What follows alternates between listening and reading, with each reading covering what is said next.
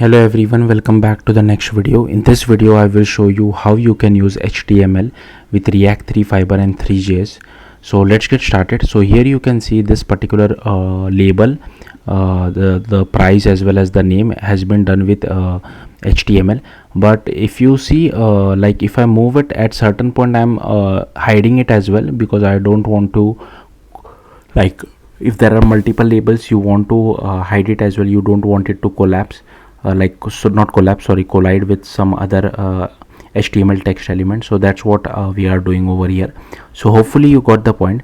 So first what I have done is I have created a React.js application, and inside package.json, I have added few dependencies, React 3 Dre as well as React 3 Fiber.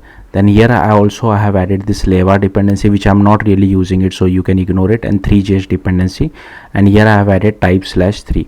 Then inside public folder, again you don't need all of this, so I'll just delete it so that I don't confuse you guys. Okay, so all you need is a GLB file. You can just search on GitHub like a popular GLB or GLTF files. That's it. You can take any GLTF file, whatever you feel like is right for you. Then inside app.tsx I have just added all these imports.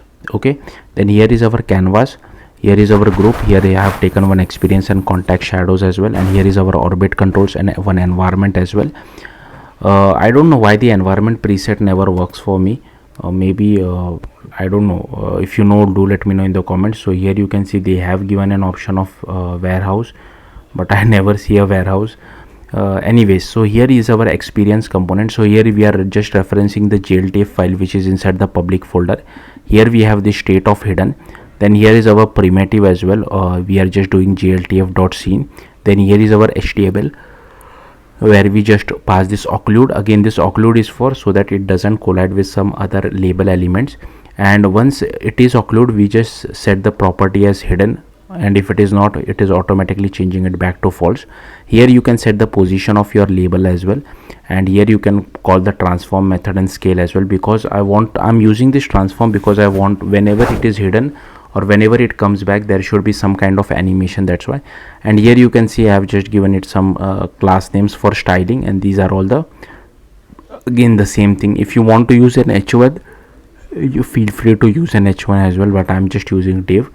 And these are all the styles for our labels. So yeah, that's all there is to it. If you have any questions, do let me know in the comments. Thank you for watching. Bye.